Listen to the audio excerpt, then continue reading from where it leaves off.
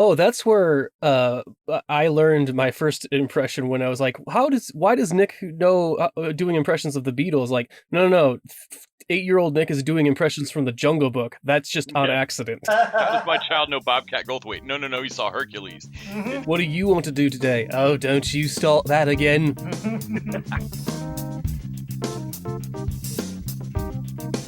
Episode 363 of the TV Dudes, recorded December 15th, 2021. Who Run the World?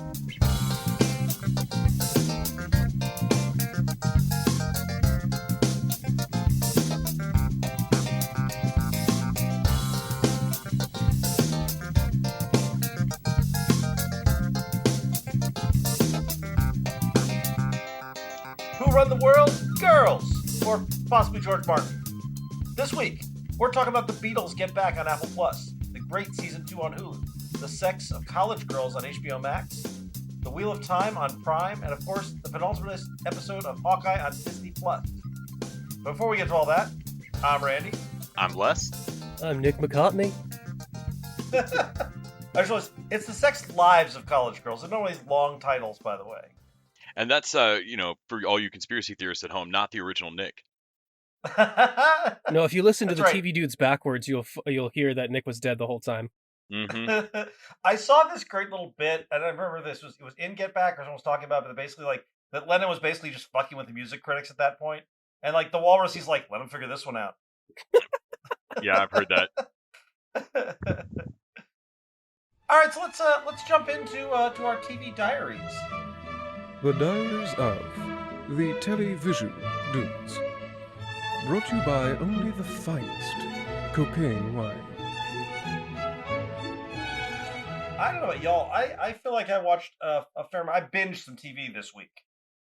I was out of town for a week, and even for having missed a week, I feel like I did not watch a lot of TV. Les, why don't you kick us off? The homework I actually watched a huge amount of, and then a show that I absolutely love, Trophy Wife, that has Malin Ackerman, Natalie Morales, Bradley Whitford. Yeah, Bradley Whitford. It's on Hulu, and so I got to catch up on it. Also watched instead of a Legends of Tomorrow episode, we got the Bebo Saves Christmas episode, which is insane and kind of low level grading, and I loved it. Then because and just like that is coming out, and I knew that Fanny was absolutely going to watch it. I don't know, all of you that love TV enough to be listening to this podcast, I'm sure live with a loved one that doesn't get that excited about television episodes that often. And when they do, I try to catch up. So so I watched both Sex and the City movies after watching the finale episode of the actual series, so I knew what we were setting up. And wow, I see what fans have said about the second movie. I think the United Arab Emirates just footed the bill for that. Like Abu Dhabi just paid for that movie because so much of it is just like a weird travel poster. And then also that something that Fanny pointed out to me as a fan of the show, it isn't just that like the first movie is a really good fan service moment for Sex and the City. It actually codas everything really nicely. And then the second movie just becomes the canon ending, and it's fucking terrible. So like without any knowledge that there'd ever be another show or anything, it left them the way that like sci-fi fans are used to being left in the lurch on shows of like, well, I guess that's just where every character is forever now.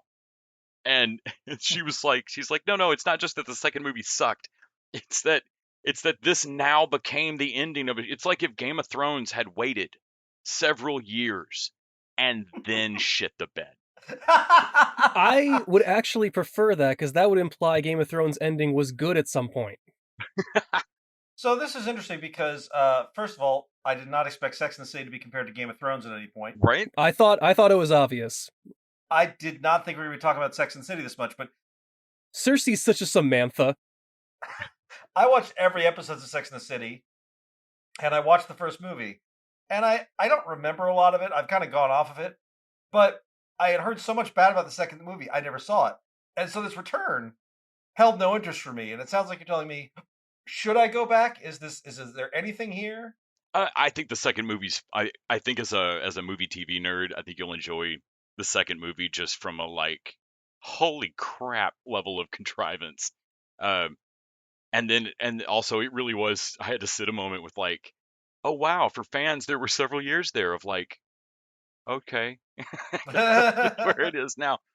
Compare, put it on a scale of Lumberjack Dexter to Game of Thrones. How bad are we talking? Remember, he hasn't watched Oh, any of Game of Thrones. I haven't really watched. All I watched was the ending of Game of Thrones. I saw I saw Game of Thrones when Sean Bain was still alive, and then I jumped straight to melting the fucking chair. But you know how much people hated that ending. Oh yeah. No, I think the Sex and the City second movie is really more in like the Lumberjack Dexter level of like, this isn't it. It's not as fun as it. So much of it is just a really slow movie advertisement for Abu Dhabi. Which go geez. rent a Fast and Furious type movie or Triple X or something like that if you want to see crazy cities. And speaking of reboots, like I actually forgot they did the Dexter thing is still going. I That is totally still going. forgot It's about still that. going. Yep. And just like that. And so yeah, then I watched And Just Like That episodes 1 and 2. So the big Peloton controversy there. That's all I know about it was the Peloton thing, because Peloton they jumped on that so product. fast within a day. I think they had that out. They had to have had that ad ready, right? Yes, they had the ad ready, and Ryan Reynolds I think changed the voiceover. What the hell It's are you just like- talking about? Oh man, Oh Peloton. man. The opening of Sex and the City has Mr. Big dying on his Peloton bike. It was good What? product placement. In fairness, he gets off the ride and goes to turns the shower on and then has a heart attack. I'm spoiling shit out of this first episode. It's been out a week. I don't care. Oh my and god! That's so dark. It was so bad that Peloton's stock dropped. Yes. Well, I mean, their stock's been dropping anyway because I think they killed real people too. But yes, their stock was dropping harder after they killed Big, and yeah, so they must have already known something about it and had it a little bit ready because Peloton already had an ad ready with Chris Noth and the actual Peloton instructor on the bike in the show. And like they're like by a fire and like, so do we go for another ride? Like, well, I think we've got to. And like, oh man, only they dropped it within a day of the episodes dropping, and Ryan Reynolds did the voiceover. I'm sure he co-owns Peloton or some shit. God knows what.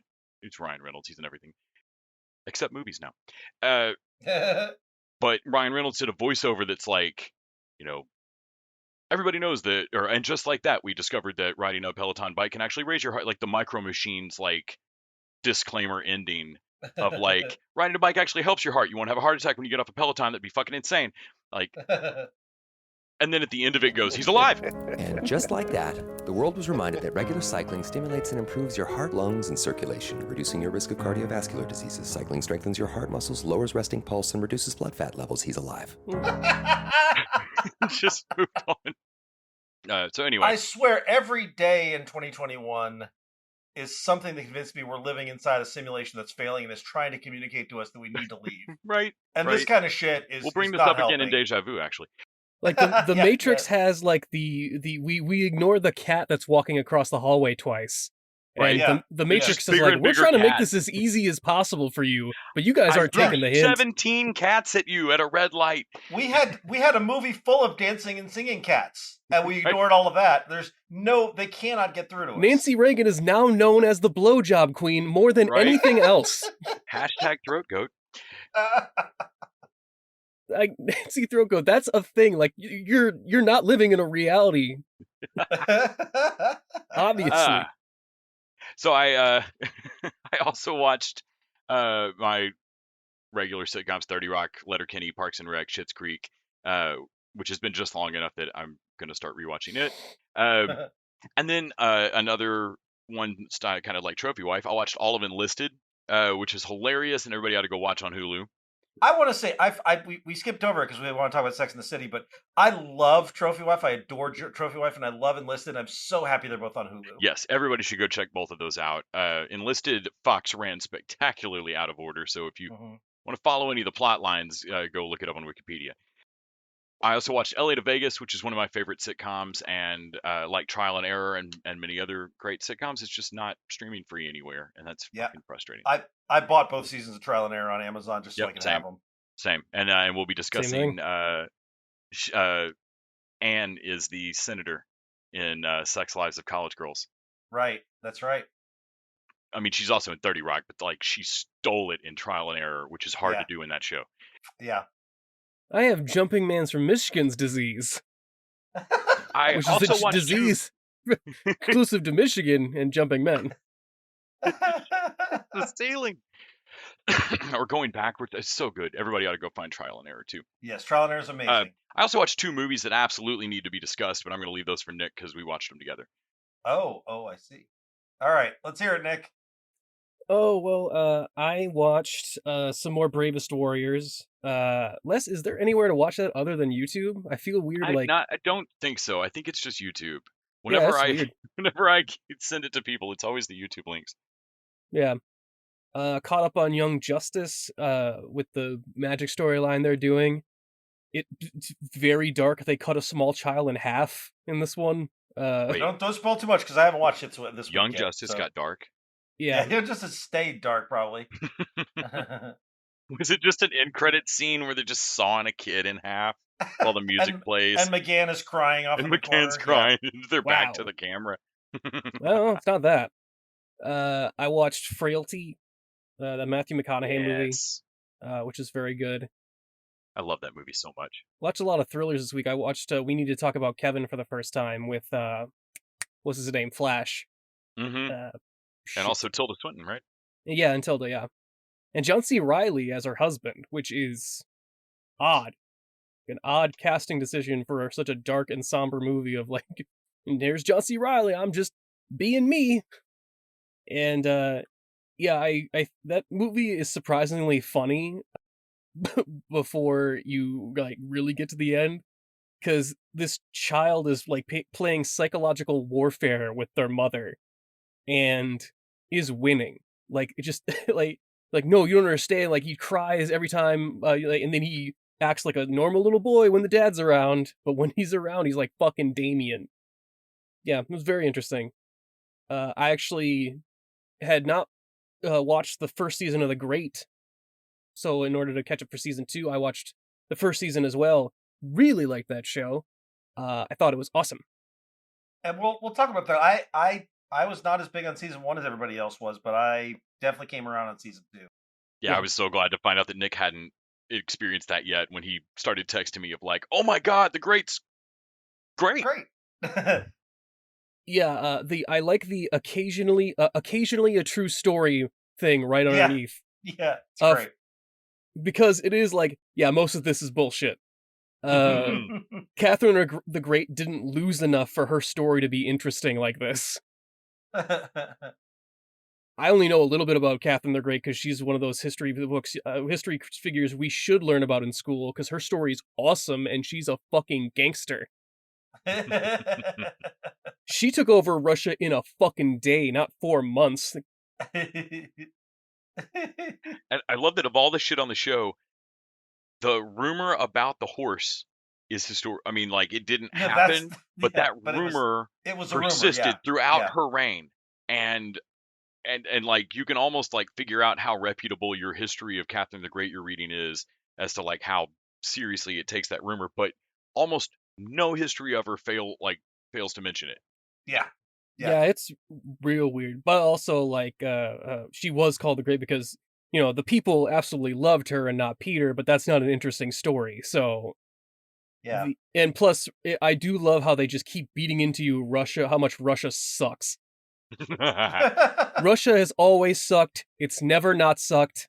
We're going to talk about The Great. Let's not take all our great material here. Yeah. Save some of our great material. I watch Cliffhanger, which has got to be my favorite Die Hard knockoff.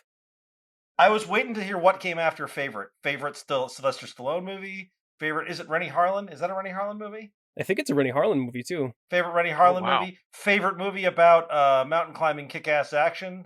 There was any number of favorites that could have been.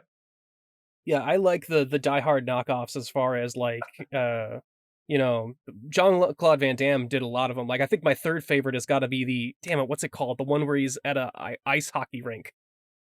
And he kills the mascot. Damn it, Les, do you know what that is? Wait, whose movie is this? This is Jean-Claude Van Damme, and he's at a hockey game, Oh, and it's damn it. Die Hard. Fuck. Yes. You mean Wham Bam Van Dam? No, I'll have to find it. this was early 90s. Ah, damn it. Okay, I can't remember. But yeah, I love Die Hard It's going to be 2 knockoffs. words. Yeah. And Cliffhanger was great. Oh, Sudden Death. Sudden Death, Peter that's it. Hyams. Yes. Yep, there you go. Yeah. And yeah, Sudden Death is also a great knockoff to watch, too. Cliffhanger is definitely my favorite Janine Turner movie. That's also my favorite movie where a mascot gets killed by a dishwasher, I think. How? No, you know what? Never mind. I'm not. Good, because I didn't have an answer for that. There's probably 8 of those. Right? That... Let's go find that list on IMDb. I watched Restaurant of Another World in hopes of making it a Stranger Than fan fiction choice, because I thought, like, it's an anime about a restaurant that's at a nexus of universes that doors open to other realities, and they just walk in and have, like, it's just a restaurant that accommodates everyone from a nexus point in the universe. And so, like, lizard men and mages and, like, Cthulhu monsters are all eating there, and I thought that would be strange enough to be do for Stranger Than fanfiction. It is not. It is. There really is. It's just basically food porn. It is. It is it's like watching the Food Channel, but if Lord of the Rings was also on, like, at the same time. It's pretty weird. Like you just reskinned a boring show. It's weird, but not in an entertaining way for Stranger Than fanfiction. So I had to leave that off the list. And then we watched for Sunday night, I think me and Les watched Shark Exorcist. I have so many questions. None of them were answered. I assure you. Well, are they sharks who are exorcists? Are they exorcising sharks instead of demons? Oh, we were arguing that the entire 70 minutes of the runtime. It's more that it's the same bad CG shot of a shark with the eyes turned yellow. And I mean, like, you highlighted it in MS Paint yellow. Oh, I missed the third possibility that they are exorcising demons out of sharks. None of that. There was a priest and a nun and a knife, and I don't have any idea how they connected to anybody who died. There was a really long pervy shot of, I guess, a bodybuilder woman they knew. No one out. So the biggest question that we had at the end of Shark Exorcist was that no one Alan Smithied this. Straight pride. I thought the biggest question you'd have would be, why on earth did we watch that? Oh no. It was me and Les. That answers itself. Yeah. That movie, we didn't watch that movie. That movie happened to us. Yes. Yes. I can't think of a movie that I've watched that was worse than that. That's still technically a movie. Yes. So, like, when we decided to watch it, Nick sent me the GIF from Schitt's Creek of, like, I think somebody reacting to the Crowaning 3 of, like, it looks like a movie. It looks like a movie. It sure does. Yeah.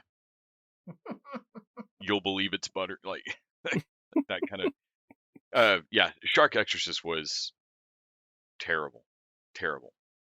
I mean, we also watched another bad movie, but not anything. This found the bar, killed it, dug a grave, buried that bar, and that bar is now 6 feet lower for bad movies.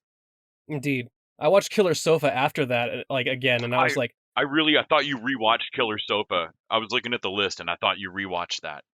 I rewatched it. I loved it. I was like, oh, Shark Exorcist makes me see all other movies in a new light as far as... Yeah, no, it's total creative nihilism. Like, nothing matters. There is no meritocracy. Just make anything.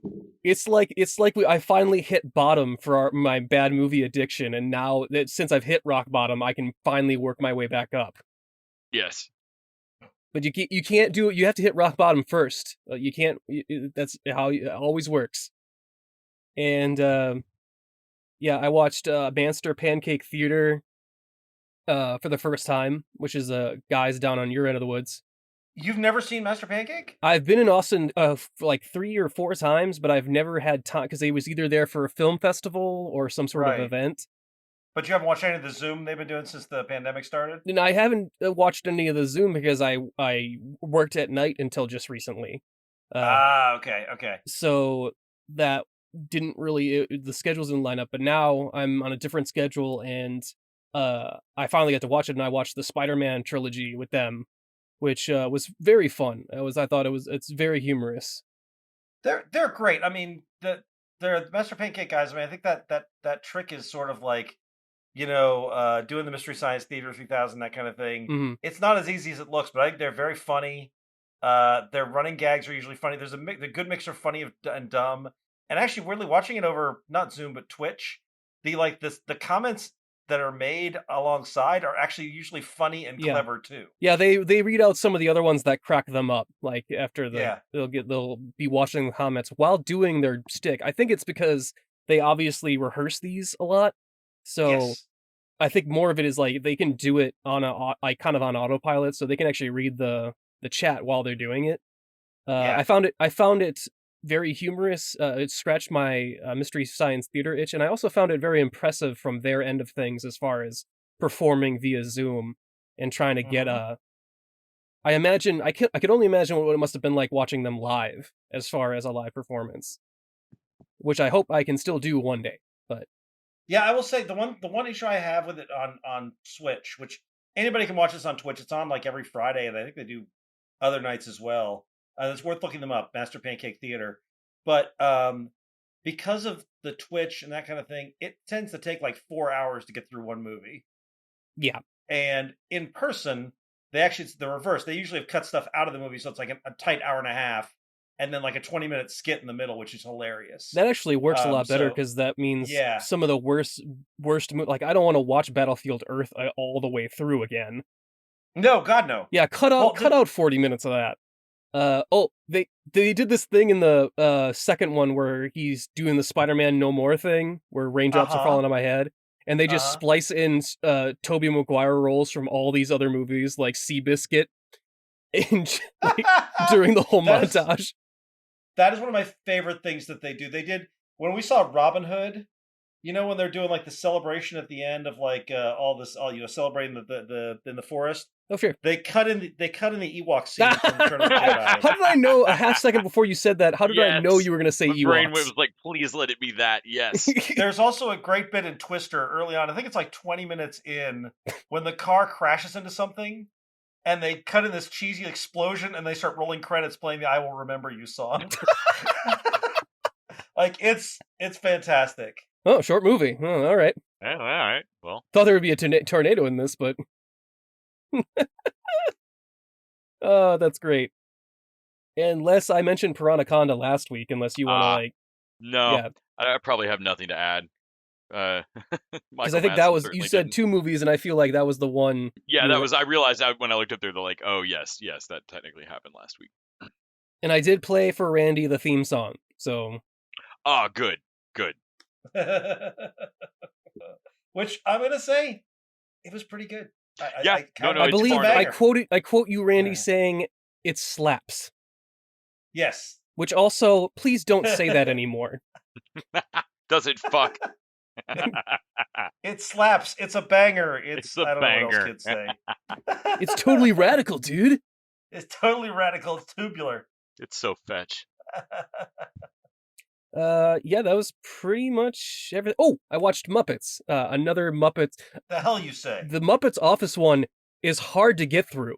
Yeah, I can only watch one episode like a week or every 2 weeks. It is hard and depressing. And so my update for this week was I forget. Oh yeah, Kermit goes to a fucking spa weekend sort of thing, and Jason Bateman like fucking hounds him there. And I was like, why isn't this funny? When I say it out loud, this sounds funny. And I think Scooter gets left by himself to do the show by himself, which obviously he can't do. Like, I think that's out of all continuities, I'm pretty sure we're all sure that Scooter is not like Kermit's keeping all that show together, every iteration together by bubblegum and duct tape. Every show is about like this close away from failure. I can't remember if you have seen or haven't gotten to the next Muppets Now. I haven't seen Muppets Now. No, Oh, good. I'm watching them in I chronological can't order. wait. It's gonna be so awesome. It's like that Tracy Ullman show that Randy loves. Like, what was it? Someone like Gonzo was trying to get Scooter to like cheer up. And he's like, "Hey, the captain always goes down with the ship." I'm like, I'm more like the dude on Titanic that dressed up like a woman. I'm alive, but in shame. And I was like, yes, something funny. Yes. I write down everything that's actually funny in the shows I watch, just like there was a thing here. And I think Kermit finally sings Rainbow Connection in the final of this one to like relax, and someone yells like because he's doing it near his apartment, and someone just yells, "Learn a new song! Shut up! Fuck you, Bill!" Oh my god! And I'm like, "Don't ruin Rainbow Connection, you bastards!" You guys had one good moment in a whole season, and you crushed it yourselves. He sings the rest of it afterwards, but still, they had to get the jab in there. So. Well, that was my week. On your list? All right. So I kept up with Ghosts. I haven't seen the finale, but I've watched episode 8 and 9. I'm really digging that show. I've been enjoying it. I watched The Last Assembled, which is the behind-the-scenes making of Shang-Chi, which I thought was really good. I like all of those behind-the-scenes things. I am a total mark for that kind of stuff.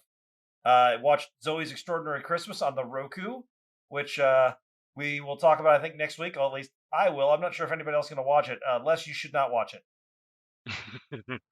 Because I watched it with Megan, and it made both of us cry. Like, all the time. Oh man, they're so heavily focused on it. It is so focused on it. It's really good, but I feel like I'm like, guys, like I also it does feel like this was supposed to be a season of TV, and they compressed it down to a 2-hour holiday movie. You can definitely feel that. Oh wow, okay. Which is kind of too bad.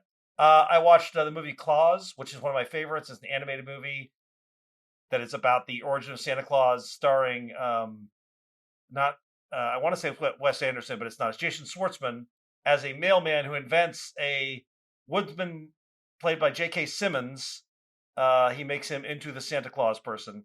It also has Norm Macdonald in it in a great role. It's a really fun anime movie. I watch every year. It was made in 2019. Really great animation. The director has made nothing since, and I cannot figure out what happened because it's great. It's one of my holiday favorites. Watched Deja Vu, which we're going to talk about. Went and saw West Side Story in the theater, which I really, really enjoyed. I definitely recommend it if you like West Side, if you like musicals. And then I kept up on Star Trek Discovery, which I thought this week's episode was a little weak, but I'm still kind of digging it in general.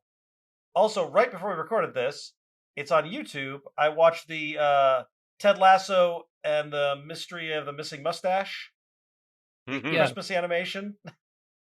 10 minutes before, like you posted it to Facebook, and I'm like, "What is this?" Yep. It's not great, but it's fun. It's cute. It's silly. When did they release? Is that between season 1 and season 2, or did they do that after season 2? Because literally, as soon as Plasticine Nate stepped onto the Christmas special, I was like, "Fuck you! There's not enough holiday cheer in the world. Get the shit. Like, Get out of my sight sight you line, on you Christmas. bastard." You will freeze to death doing my taxes." The line they gave him though was something like there was some line in there about never change, Nate. Like I was like, oh, that's me. Well, he's trying to kill the mustache of like, hey, that's a kill trap. Like, that's a kill trap. You're damn right it is. It escaped off of Ted's face. Who knows what it'll do next? Yeah. Anyway, Nate's a monster, and it was nice to get 10 minutes of Ted Lasso with other all the cast voices and stuff, even if it was not like a shining example of their best stuff. Yeah, I was jonesing, so that little bump helped me even me out. Yeah. That's our TV diaries. We're gonna skip our usual Nick makes up a crazy anime for us this week, just because we got so many shows to get to, and so I'm just gonna jump right to a reminder that you can support us by going to patreon.com/tvdudes, throwing us a buck an episode. In exchange, we get to keep up with streaming services and pay for our hosting costs, and you get bonus content each week. This week, we're continuing our Tony Scott marathon, what we're calling Great Scott, with Deja Vu, a movie that I loved and I'm super excited. Wait, we didn't talk about Deja Vu already? Oh, I feel like we did. I also feels feel like we that did. way, but I don't know why. Yeah. Weird. Did you see that I cat go by? did not discuss it, but my voice is on that episode. I don't know what's going on there, but we're not going to think about it. We also have our $20 shorter level. So if there are shows you want us to throw in the rotation, you can buy into that level. Give us a couple of ideas. Yeah, we'll watch anime you find. I was gonna say, if you wanted us to watch and talk about Trophy Wife or Enlisted or It can be about a restaurant from this world. yes, like Happy Endings. There's a food truck in that. Make us watch Happy Endings. Make us watch something good. It's like finding the center of a Tootsie Pop. I don't know how many little slivers of Randy's soul there are, but one dies every time. Up until Every time. that implies we're gonna find the one that crunches it all at once. Yes. Yes, And then we I'm going to will. explode like a supernova. Because nobody knows how many licks it takes to get to Randy's core. I don't know Ooh, what that Japanese came out translates weird. to that didn't- did come out weird. Ooh, I didn't like how that sounded. If this were something we were recording while we were talking before, you would definitely put that at the beginning of the show. Yes. Mm-hmm. Nick's fighting power and style is comes from licking Randy's soul. Is that what I'm I catching from? don't like any of this. His center. I'm moving His on. center. Yes, his center. We're going right into the shows. There's something weird with the translation there, but we'll get it. Let's talk about the Beatles Get Back, which we have a bit of a spectrum here in that I think Nick watched about 10 minutes. I watched most of the first episode, and unless you saw all of it. Yeah. Who here's a fan of the Beatles? I definitely like the Beatles. I was really surprised how much I enjoyed having this on. My aunt loved the Beatles, and we would fight about who was better, Elvis and the Beatles, constantly. The Beatles are better. That solved that for you. I like the Beatles. I don't have any particular fondness for documentaries or music documentaries, and so I think this didn't quite hit the mark for me, even though it is sort of impressive on a technical level. Yeah, it once feels like there was no editing at all, but also they took it down from 150 hours of audio and 60 hours of video. You know that like a couple like a half minutes of Jon Stewart's new show where they just show them in the fucking writer's room coming up with jokes? Mhm. Yes. You want to watch that? Want to watch that for 6 fucking hours? Can the Beatles be If doing it's it? the actual Beatles, it turns out I will. Good lord, this was so boring. I'm like, I don't care about how any of this sausage is made. I ended up enjoying, like, I'd seen the Let It Be documentary, which was difficult to find for a while. If it was them swapping stories or something, like an actual reunion or like them playing cards and talking over it, but they're really trying to make this album, and there's nothing more boring than watching someone create. This isn't even the story of making that album, Nick. If it was a Beatles reunion, it'd be getting a lot of press. Yeah. Oh, I'd watch the shit out of that Flatliner style. All right, put me in the... I can't even do a good Ringo, but they're going to put him in the sensory depth tank, and it's going to be amazing. Yeah, all the other Beatles are zombies, and Ringo's playing drums. Really? Ringo's the one that made it? That's pretty weird. This isn't even the story of making Let It Be. Like, that happens 4 fucking years later or something like that. Yeah. After they're broke up, and they take it to I had a hard time finding this documentary because there's so many goddamn Beatles documentaries. But one of the ones that was difficult to find for a while was the original one they're actually making here, Let It Be, which various stories that Yoko didn't feel it painted John in a good light, or whatever fucking reason, it was hard to find on video for a long time. And it was the closest thing to seeing that concert that you could get. And it's weird, like when they put up I guess as they get closer to like in the third one, when they've got the songs tighter and they're not just fucking around or fucking with each other, and George just quit and come back and shit. When they get to that, they start showing like which takes actually end up on the album, and that stuff was super Beatle nerdy. But that was 8 hours. Oh Jesus! In maybe something like that. No, it wasn't. It wasn't that long. 5 hours. I mean, this is Peter Jackson. Yes. This is the man who made a 3.5-hour King Kong movie and turned The Hobbit into 3 giant movies. So he doesn't know brevity so well. No. Yeah, I had friends, any one of my friends who are anywhere musical, who just adored this. They watched this like it was a fucking Marvel show. Like this was the best thing they watched all year. And I didn't quite plug into that. I don't know if I'll ever finish watching it, but it was interesting to me to watch. But I definitely see where Nick's coming from. Where I could see if you turn this on and be like, what the shit is this? Nick, you were right to turn it off 10 minutes. You would have been so angry if it you doesn't kept get any watching better or it. go anywhere else. You would have at been all. so angry. Okay, because At I all. kind of figured, I'm like, this is going fucking nowhere. No, Like, no, Yeah. you either dig it or you don't. Yeah. Yeah, you either dig that pony or you don't. My freshman year roommate in college, the Beatles anthologies were coming out that year. Like it was when that was happening. Yeah. And it was like, hey, here's 5 CDs of 30 tracks each, and they're all just 30-second false starts of songs and shit. And like, I remember Jeff listening through all of it, and I was like, okay, I thought I liked the Beatles. I was wrong. And that's really what I thought I was going to get going into this. And I think a huge amount of the difference is prep for it. Everyone I know who sat down thinking it was going to be a Ken Burns documentary about the Beatles hated this.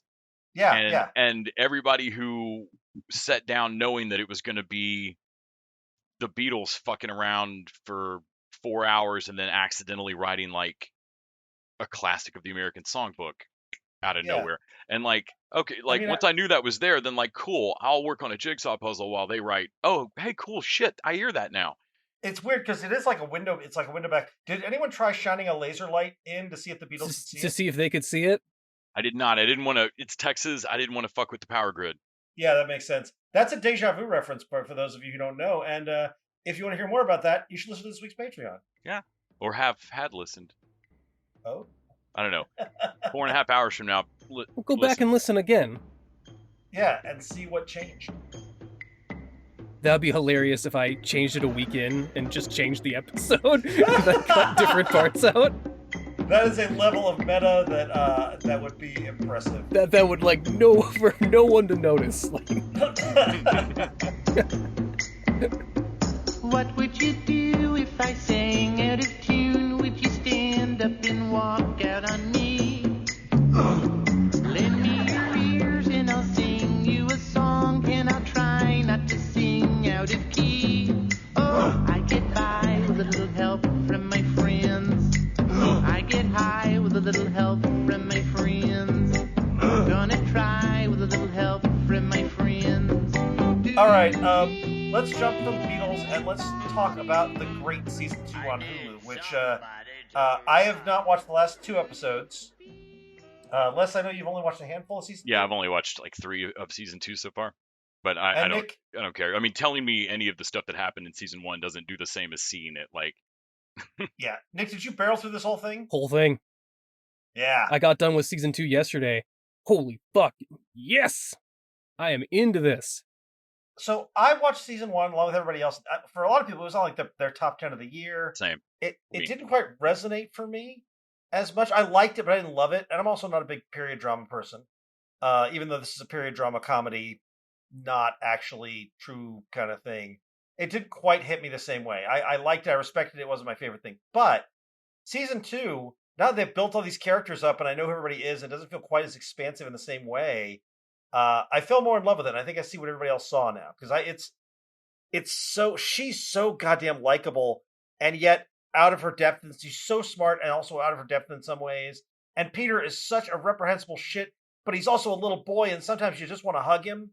They really turn me around on her falling back in love with him, sort of thing. Yeah, of like, you get it. I'm like, no, I get it. Like, even though I remember he killed her last lover, he never stops being a shit.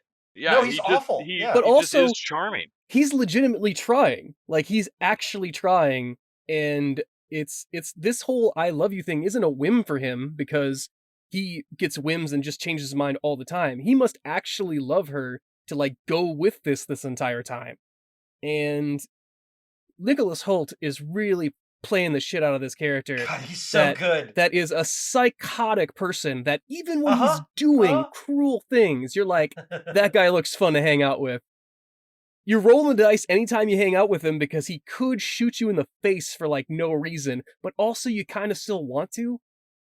Like, it's a level of crazy as Jenna from 30 Rock or something. Yes. I mean, I'm just like dangerous celebrity insane.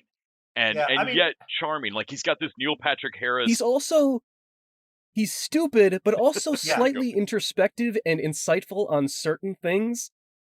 He's got cunning. He's lived in court long enough to have this intrinsic, like he doesn't know what he's doing, but sometimes he accidentally It's does like the right thing. Jamie Tart, like I think Les, you were saying, Jamie Tart teaching Roy Kent Yes. something. Like Yes. he's too stupid to really know what he's saying, but like it actually is a good lesson. Yeah. And the whole idea of this pass thing of like, anytime they do the pass sucks or Russia sucks jokes, it makes me laugh every time. They have a baby dying betting pool as far as if she's gonna die in childbirth. Yes. Oh my god, that whole thing was killing me. The betting pool, they keep bringing it back, and it's just like it's birth. Hey, can you tell if it's part horse? Because everyone is watching. I love how Peter keeps fucking up her plans for diplomacy just by Oh, killing yeah. people, either because he's got no impulse control or because he thinks it's the best thing. Like she at one point goes to him and just stop being so randomly violent, and he cannot stop. Well, I mean, I'll try, but I haven't. What do you want from me? I've only killed 2 people this week. That's pretty low for me. Yeah. Also, I think they've expanded General Velementov, and who's her other advisor? Leo, no. Not No, Leo. they kill 'cause Leo. Yeah, no, it's Fuck, the other I guy. can't remember his name. Those two have got more of a role this year. Then they develop interestingly. I love the part. I think it's episode 1 and season 2 where they're meeting all the nobles. Orlo, and the noble walks in and they just he nods to Velementov, and Velementov goes over and just stabs the guy to death. It's like Yeah. they had worked this all out. They're like, no, we're just gonna kill a few of these people. And she's like, what are you doing? They're like, no, this guy was never gonna work. Oh, sorry. Did you want to join in on that? Like, no. Yeah. Oh, we just figured this was the best way. And even I love Orlo's practicality. Like, he wants to change Russia too, but he's like, yeah, in order to change some stuff here, we're gonna have to do some fucked up shit. You better get your mind wrapped around that at some point. Well, and Orlo's arc to get there in the first season is awesome. I mean, because at the start of the first season, he is absolutely no diplomacy, and then by the end of it, he's like, no, but we got to stab some people. At some point, he just goes all in. Like, nope, I'm fully attached to this now, and if this doesn't work, we're all fucked. So he switches to another sort of desperate. Like, he's always desperate on one end of the thing or another. Like, and that energy is good. Pelementov, is that his name? Velementov, I think. He is so funny as far as he wants to go to war so bad, finally gets his chance this season, and fucks that shit up completely. He's historically, like, I think they even say in the show, like, he's historically just really bad at doing this. He rode Peter Great's what was it, coattails. He got to blame the next Peter for any military failures because he was just fucking up. And now he's doing it all himself, and he can't fucking do it. And he's still mad about her wanting to do diplomacy. I'm like, dude, you're not doing it good. Yeah, you're certainly not selling us on warfare. Also, Peter's aunt, love that character. They really give her a lot to do. Oh, Elizabeth's she's awesome. So great. And Mariel? Is it Mariel who's her servant? Yeah. That arc is also just fascinating to follow. I love her and the holy man whose name I'm blanking on right now. Archie. Their relationship, Archie would be a dead man if not for her. She definitely helped save Archie's life. Archie also saved himself partially because in this season he does. Endears herself, like he makes it so she can't replace him right away. So it gives him some time in order to like not even like that she likes her, but get used to him so that it's like not worth the trouble of killing him and replacing him with someone else. Yeah. Yeah, this is actually a really powerful position. You should just try to work with whoever's in it. Yeah.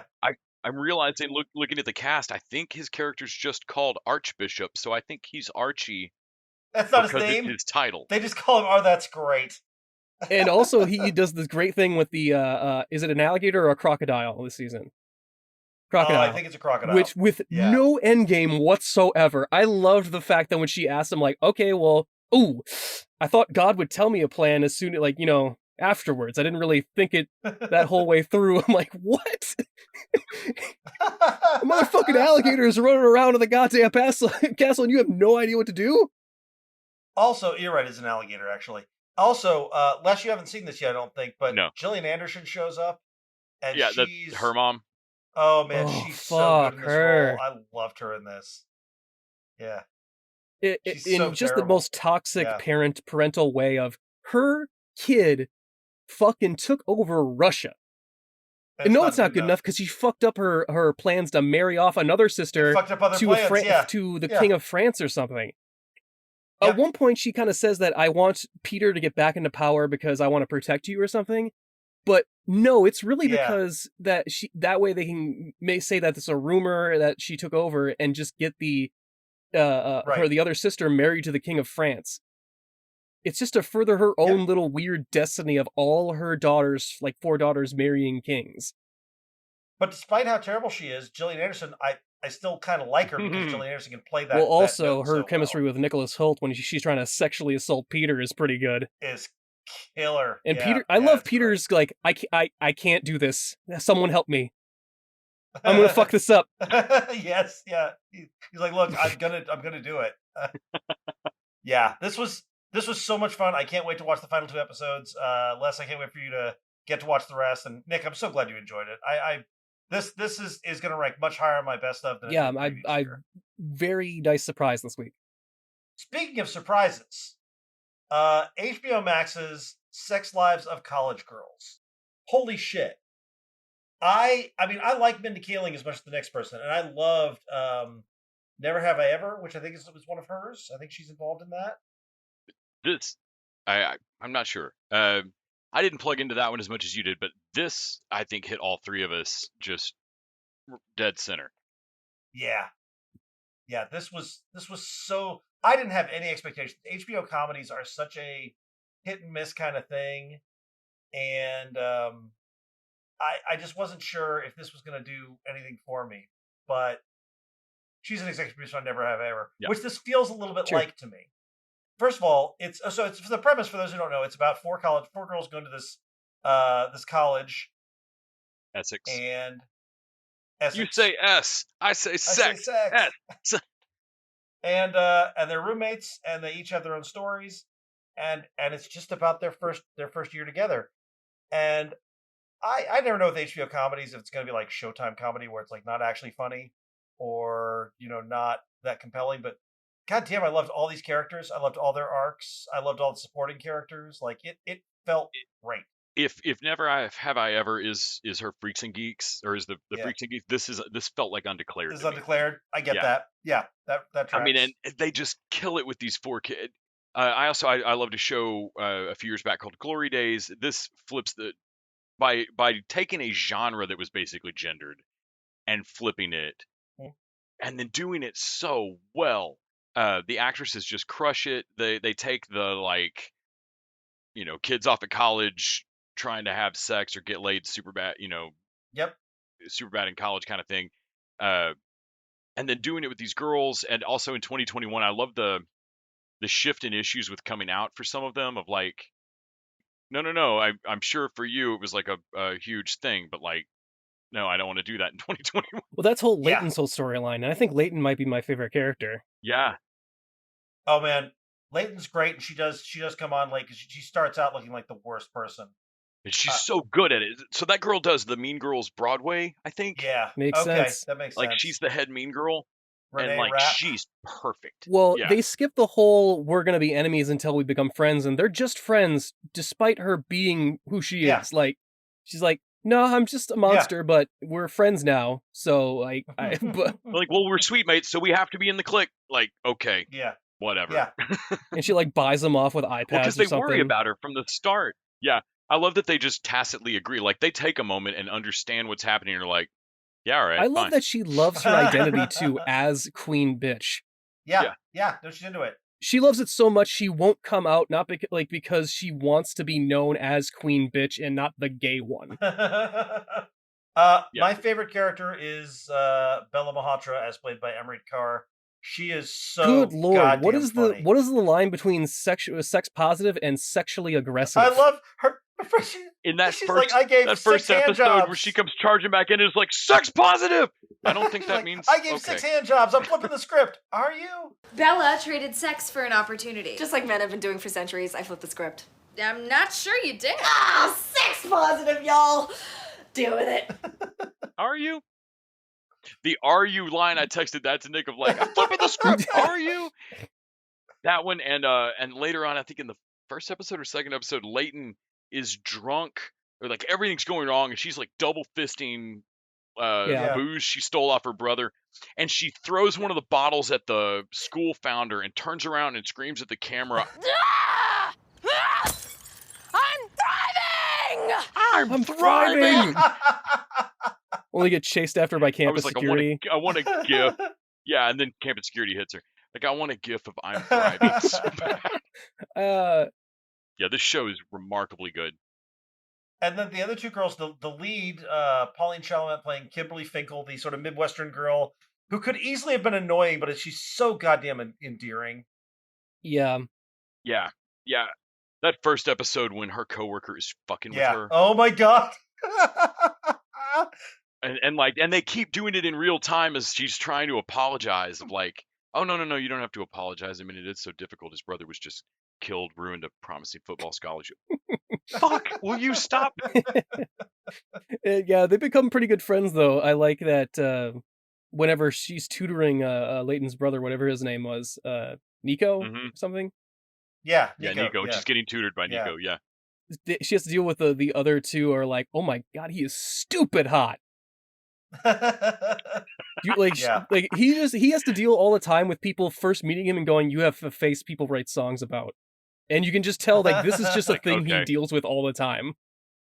So talking earlier about awkward parent interactions in The Great, I love the family dinner, the parents' weekend dinner that they all had to go to. That was good. And like in their shared group text of like, hey, is your mom hitting on your brother? It's a thing. That was weird. I don't know how. Like it was like when Leighton said something first, I was like, okay, she's just being proud of her son. But then like she said that thing of like, well, maybe you can catch me with your muscly arms. I'm like, that was was weird. Couple of those parents. Actually, I think there's a ton of really good parents in there. But Nicole Sullivan, who I remember seeing on like Celebrity Poker Show or something, she's hilarious, she's and her playing the mom, Carol Finkel. Rob Hubel, who I mostly know from Always Sunny in Philadelphia, I think. He pops up on. He's on The Office. He pops up in a lot of stuff. In like one or two episodes, is always like a real intense character. Playing a dad is such weird energy, and I'm kind of digging it. Yeah. And then Sherry Shepard, who we talked about earlier, playing the senator, is so good. Yeah, and she gets a dramatic turn too. She gets to like be the like I am supposed to protect you from this stuff. You shouldn't not want to tell me things. Like I really like some of that stuff. Well, the Whitney has a worship for her dad that's never around, so can never disappoint her. Mm-hmm. And I like that she gets at the end, like when she defends the dad, like at the end of that dinner, and the senator just goes, "I'm here. I'm a senator and running and constantly doing other shit, and I'm here. I made time. Yep. Your dad's a fucking musician and took a gig last minute and missed this thing." Yep. Yeah. Later on, when the mom accidentally meets the boyfriend guy she's seeing, not the coach, he calls her out on it too. Like she's like, I know my mom's a lot. Like I don't know, and she seems like a senator who just stopped her book tour to come make sure you were okay. Yeah, I like that because of the rumor of someone having sex on the team or whatever. Yeah, didn't even know it was you at the time. Yeah, I think one of the main things that impressed me about this is that the show is both funny. And also is actually handling its issues. It really well. is. Like the storylines it brings up, I feel like are handled very well in a notch above like I loved Greek, but this feels more HBO money than Freeform. Yeah. And I don't know. I don't know what exactly about the writing. Just it's not just that they can swear. Like they're doing what they want to do with it. I worried they were going to take a lot of easy shots at the women's center. Mm-hmm. But no. And it was a little odd. And they still handled that well. That like, no, you can't make. Yes, these people are weird as shit. And yes, they are annoying sometimes. But you cannot act like that, you fucking child. Yeah. I love that. You have to mock them afterwards behind their back like an adult. Like an adult. Of course it was terrible. But I'm like a normal human. Yeah, of course it wasn't good. We all know it wasn't good. We all know it wasn't good. Yeah. That's not the point here. I love, what was it? The one that's like, I thought you were shits because of, well, mostly just not because of any identity things, because of your personalities. You looked at me when you said that. What, did I? I don't think I did. No, I didn't. No. Okay. Yeah. When I like that they go to the frat party and they clean up all of the easy shots, like the sombreros and all that stuff. Like they take care of all of that so that so that you don't get an episode where you can say like, oh well, the Women's Center girls walked into the frat party and we got an anti-frat. No. They make it all the way through a really great party and have a great time and bond and everything. And it is an actual. She's killing it at beer pong and It was like whatever the ice fuck they're playing. luge or something, or whatever that thing is with the brushes and the puck. I don't know. Yeah. Oh yeah, they're doing like curling. Yeah, like It's curling. And it is an actual pointed. I like that the episode wasn't hinging around anybody getting mad about anything that you could wave off as like, well, they're being thin-skinned about it. Like, no, that guy turns and is like, says something really fucking offensive. Really and derogatory, and then she whips his ass. Oh yeah, like, and yeah, Leighton getting her out of there of like, no, everybody at that party has more money than like is bigger and has more money than you. Don't. Well, I love it. It's like, oh, because I'm hiding my man. No, because you're 5 feet tall. Like, I'm 5'2". No, you feel big. I know you feel big, but you are such a small person.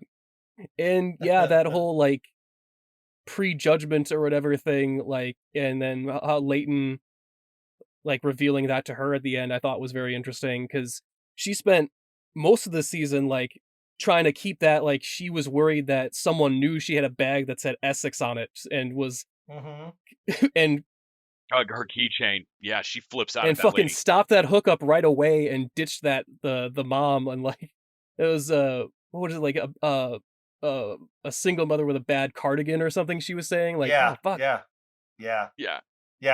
and have y'all both seen all the way through the season? Yeah, all the way to the end. Okay. Yeah. So I was also impressed though with how Leighton's actual coming out. Yeah, it's perfect. Like to who it was to, like it being to Kimberly was like I like that it was the unexpected. It's not like she's made any great friends, so you can kind of just pick one. Yeah. But it was handled so quickly and very like, yep, nope, that felt pretty real. Also, that relationship ends because of a natural reason and because they're stuck. Yeah. Leighton is just not ready to be out, and she's trying to get there, like she tells her friend at the end, but that's going to take time. And the other, what's her name? Damn it. Yeah, 5 foot tall, short dwarf hero. I was looking for her. Yeah. She doesn't want to be with someone that isn't out because she's done that before and it sucks. Right. Yeah. And it's like they try and work it out, but there's no compromise to that. That's just, it's like, no, we got to break this off. This isn't working. Yeah. There's a lot of moments like that of maturely handling a situation, followed up by Bella telling them what she masturbates to. People don't have sex with people just because they're funny. Oh yeah? Then why do I masturbate to Kyle Mooney? Bella, stop telling me what you masturbate to. Me too. Yeah. It was really good. I'm definitely looking forward to season 2, which is not where I expected to be with this.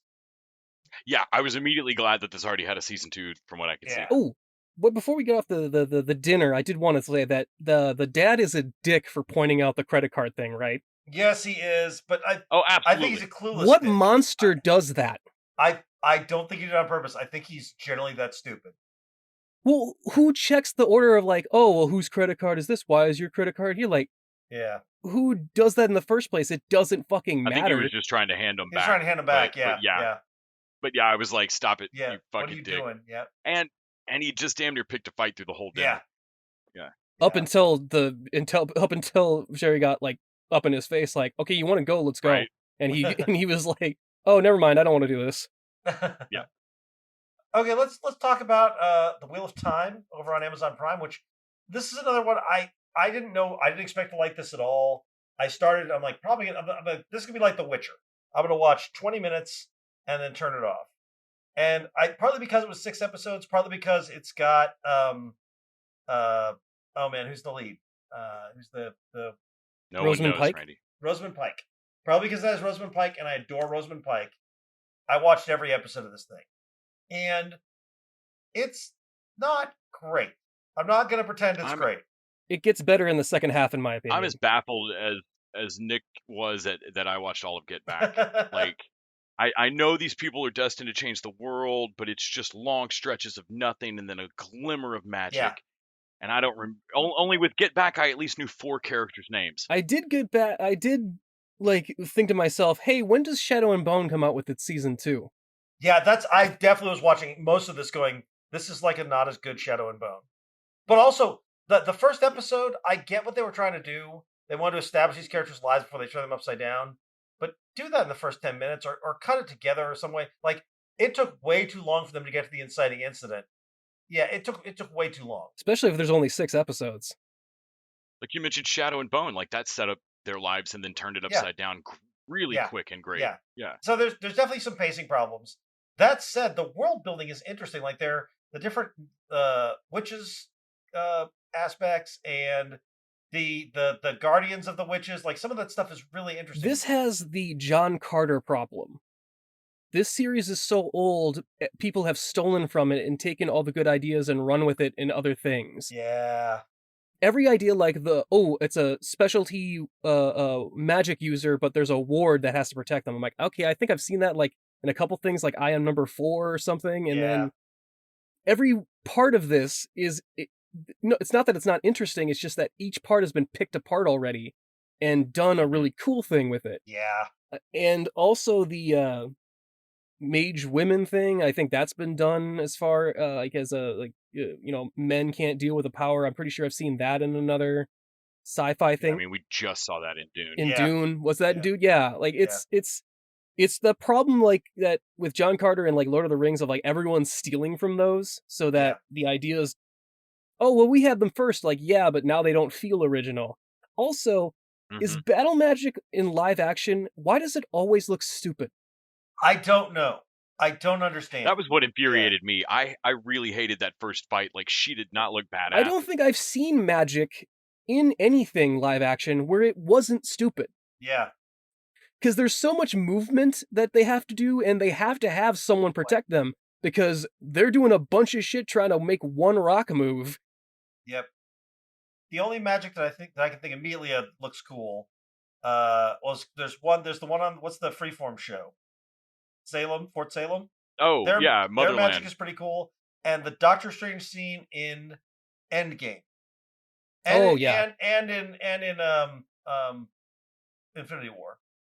But mostly, it looks at on a TV budget. Yeah, it doesn't look great. Well, it's like a lot of wasted movement. It looks inefficient. Yeah. Wait, if one of you can get shot with an arrow, why don't just everyone use arrows then? Feels like that's... Yeah. If you can't protect yourself from an arrow, then what's so special about controlling wind? Well, is this a TV budget? I mean, this is Amazon Prime. I mean, at some point, this is backed There's by some money behind this. The largest economy in the world. Yeah, it's in that middle ground, because the trolls, or whatever they are, minotaurs, Trollocs. Yeah, Trollocs. Not the coolest name, by the way. They look okay. Yeah, they're fine. Awful. I actually love the costuming on this. Oh, makeup stuff and design is good. The costumes look great, and the backdrops, like they spent a bunch of money on production, on the production design and on the locations shooting, and you can tell because it looks like, I know people like the way the Witcher looked in later ends of Game of Thrones, but this looks like a fantasy series should look, and I'll give them that. I was noticing, kind of because I was bored, but I was noticing some of the stuff, like there's a guy with one hand, that practical effect looked really good. Yeah. It actually was cut off to the wrist and not a huge stump, obviously, with another hand, inside of a stump prosthetic. Right. And there was some other thing. Oh, there was a rushing scene where someone was running upstairs in slow motion, and they were actually running up the stairs, taking 2 at a time. Yeah. And I don't know why I noticed that, but like in most shows, like they never, like someone's hurrying, it feels like this is the 7th take and they're all scared of falling downstairs. So they just take them fast, but 1 at a time. Yeah. And this one was like, there was urgency behind it because he's taking 2-3 steps at a time trying to run. I'm like, oh, okay, that he's booking. I will say, I'm surprisingly invested in which one of them is the dragon. I couldn't care less. I am curious about that, but here's the thing: I can tell you who the characters are. There's redhead guy, there's skeevy guy with the orphan kids, there's the blacksmith guy who killed his wife. Yeah, you can remember one character trait that they have. I can tell you that. Don't ask me any of their names because I have no idea. I have no idea what any of their names are. Well, it's another one of Yeah. those things where in fantasy stories where everyone has a name like Almin or Isrin. Yeah. And then, if that wasn't bad enough, they talk sometimes when they're eating food. Like, someone's eating fruit and is like, well, Armin is gonna come to Arslan when Yeah, she's done. yeah. Like, God damn it, this is hard enough to fucking keep track of. Yeah, like, look, when you don't have fucking paella in your mouth. Say what you will about Game of Thrones, but Jon Snow and Arya Stark are easy names to remember. Yeah, like, they keep it to John and fucking, like, Bobby B for Robert Baratheon. Yeah. Nothing weird like Daenerys. They called her Dany, and there's a reason. Yeah, There you always go. get a short name for it, a version of it, so, like, yeah, we know these names are stupid and hard to remember. Yeah. So I expected to really dislike this and be bored, and I wasn't. I did watch all 6, and I will watch a second season. There is an intrigue thing at the end with the White Tower, Yeah. Randy. Like, I liked that, actually, when they get into the intrigue, because these sisters can't lie. They Mhm. never can lie, but they can spin the truth in certain ways to Yep. where everything they say has a grain of truth in it, but also there's still political machinations going on. And I kind of like that idea of all these people outright trying to lie to each other without lying to each other. Mm-hmm. And it gets to the end there with, I don't know how much we want to spoil, but there's a big twist with Rosamund Pike's character and what she's doing in the tower Yeah. and how far she's using, like, the corruption actually, or political things to her advantage in a great way, in a great surprise, I thought. Mhm. And Randy, you know what I mean by when I say, oh, no, kneel. Like, when she Yeah, says that the yeah. second time. Yeah. Okay, that's hot. That was pretty good. Like, we're having a sex game and, like, political Yeah. gambit too. This is fun. Yeah, it's fine. I liked it better than I expected to. But as with all things, I don't know that Prime has a lot of great shows. They have some good shows. The great ones like Marvelous Mrs. Maisel are very few and far between on there. And this felt a little bit like, again, I don't know if it's the executives to blame. I don't know who's to blame. But Prime never seems to quite bring it the way that Netflix or Hulu or Paramount Plus or HBO can. Les, did you say that one time that Amazon's Prime's brand was almost great? I think that sounds Yeah, like that sounds about right. Yeah. That's that. It's almost there. Yeah. Yeah, I mean it's like just barely into space. That's Amazon's brand. Yeah, I just didn't plug into this. At this point, I'm honestly, with fantasy on TV, I'm starting to wonder if I mean, I have a lot of fantasy novels around me to not like fantasy, but I'm really starting to wonder. Yeah. Didn't you watch all of The Magicians? Yeah, those books are terrible. I'm sorry, I hate those books. But I love that show, and I mean, there's a lot, but apparently you've got to do something a little weird with it. People have got to bounce into the present or the future or some shit at some point. You can't apparently just stay in, like, I don't want to see Dragon Riders of Pern now. I don't want to see any of the novels I read as a kid. Well, the Shadow and Bone at least had that nuclear bomb allegory of the Fae that I thought was different and I hadn't seen before. Yes. Yeah. And Yes, exactly. the Deadwood gang in a magical world, and I was like, that's what made that work. That was a little more Deadwoody steampunk, and it's got to be a little it tweaked. gave it a distinct personality of, like, okay, this is something I haven't seen in a fantasy thing that gives, like, this is what I'm watching it for. Yeah. Because, like, I had read Tolkien and still didn't give a shit by the end of that whole saga, and I know they're doing a whole giant series on it, and I don't care. And so I didn't read these, like, despite a lot of roommates really trying to get me to read Robert Jordan's Wheel of Time series. I didn't, and yeah, the show is definitely not selling me on it. They eventually make a Dark Tower series. I'll watch it and be angry. I think the problem is that anytime it focuses on the kids, the 4 core group, Yeah. it's not very interesting. But Rosamund Pike and some of the other, like, I liked, what was that black, the light general that was, like, had a sling, had a nom necklace of ears, but it was rings. Oh, Oh, yeah. yeah, that creepy Yeah. dude. Like, I'm like, oh, this guy's kind of neat. He gets, like, 2 scenes, but I thought he was neat. Yeah, that is the problem. The callow youths who are our leads are all not super interesting. How is not one of them, like, that I actually give a shit about? How are all 4 of them boring? God, having a hard time remembering your name and which one you are. Thank God one of you has red hair. Yeah, right. Yeah. And then one guy, I guess his character trait is he likes kids or something. Like he Yeah, likes yeah. his little sisters. Like that's all I really know about him. Yeah, I like I say, it's better than I expected, but it's definitely one of the weakest things we watched this week. But Better that's than the probably 'cause Irregulars, but nowhere near as good as Shadow and Bone. That's yeah, as the spectrum goes, that's about right. What is love, lady, thou wonders mine heart? What is love, lady, thou wonders mine heart?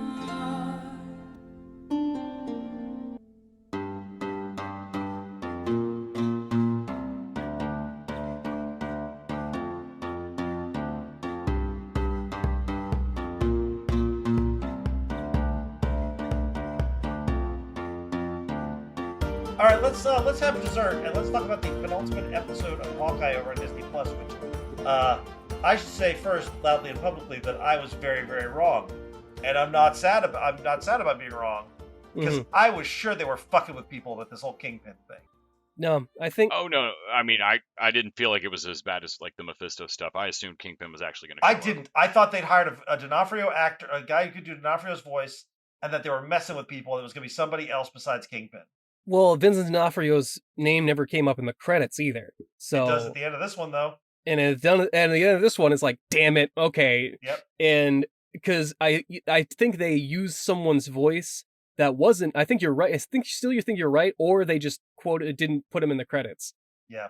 So that they could keep that secret for another episode. Yeah. But they did accidentally, I think, give away Florence Pugh in the credits. I think somebody mentioned, but I didn't. We kind of already knew. At the end of Black Widow, we kind of already knew time. that she was very She's likely to show up. I forgot how much I like her in my God. like her character. She's great. I love her character. You want some I love mac and that cheese? actress. Her whole scene with Kate Bishop. You don't have to tell me boxed mac and cheese is the most delicious thing in the world. I loved everything about that. Can I put some hot sauce on it? Oh yeah. I love that she. I mean, it starts off with Kate throws the hot sauce, she catches it, and she is at no point at all threatened. When Kate's like, that's why I let you get away, and she's like, you're funny. Oh no, I'm glad I didn't kill you in that fight. She's like, she just. She's like, yeah, okay. That's hilarious. Yeah, sure, that's how it works. You thought you were. That is the funniest thing you've said all night. Any that is danger the best. to me? That's adorable.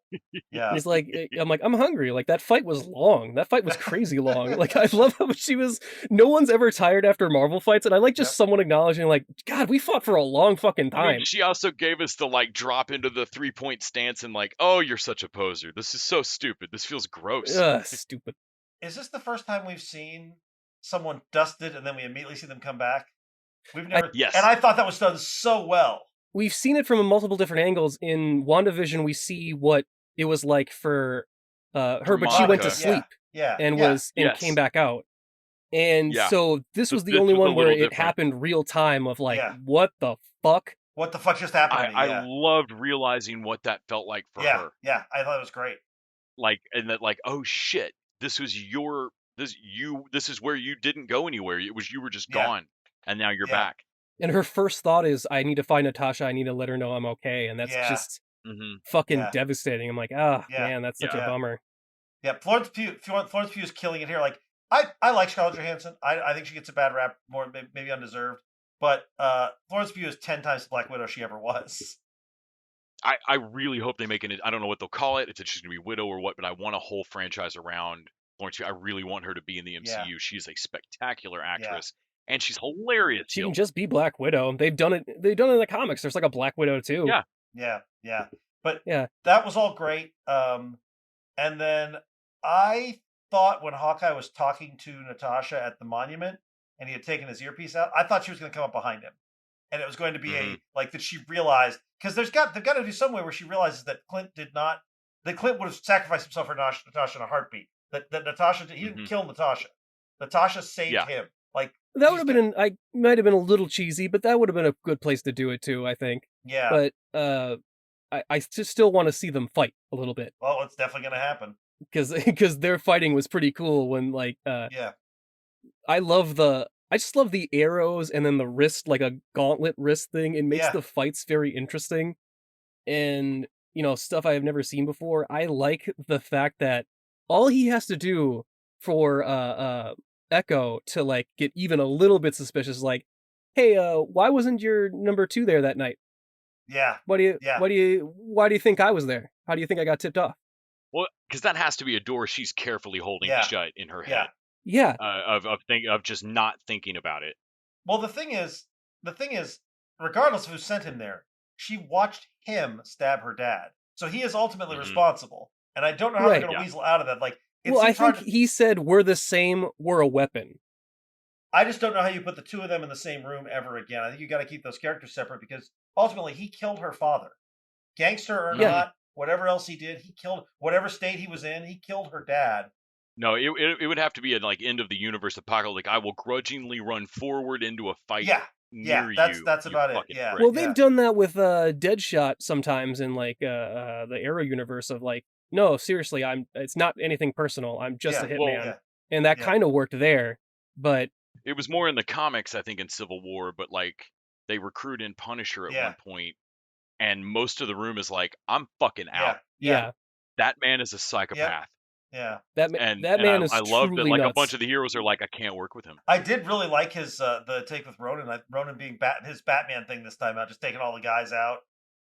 Well, I like that something about Ronin is like he doesn't use a bow and arrow, he uses a sword. Mhm. He doesn't use projectile weapons almost at all. It's like he just didn't want to be Hawkeye anymore. Yeah. And I feel like that's a subtle way of showing where his mind was at when he was being Ronin, and how much it really fucks with him as far as he really regrets what he did and where he went, but he was distraught and ultimately he did like let Scarlett Johansson go, but it was more complicated than that. So, Yeah, but it's hard. yeah. It's gonna be hard to explain that while fighting somebody. I Yeah, think. when she's trying to kill him, yes. Yeah. So I'm still wondering. I thought that Jack Duquesne was going to be the swordsman.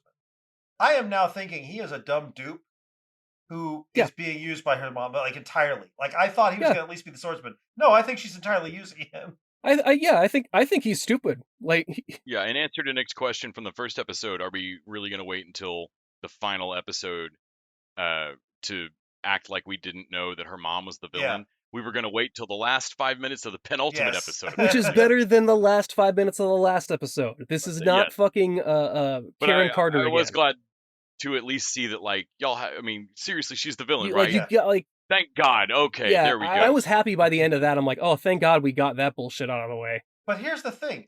Despite all of that, I believe she genuinely cares about Kate. I do believe all of that. I think that's why you get someone like Vera Farmiga to play the role. It's like, I mean, that's one thing about D'Onofrio's Kingpin. He was a monster, but he had humanity, and it was an interesting take. Well, he had that the woman in his life too. Yeah, Like that's a good way to give a bad guy, a villain, a sympathetic thing. Like everyone cares about something. Like everyone has that one thing that they care about and is like their weakness. Which is part of what establishes his worldview. He knows everybody has something. Yeah.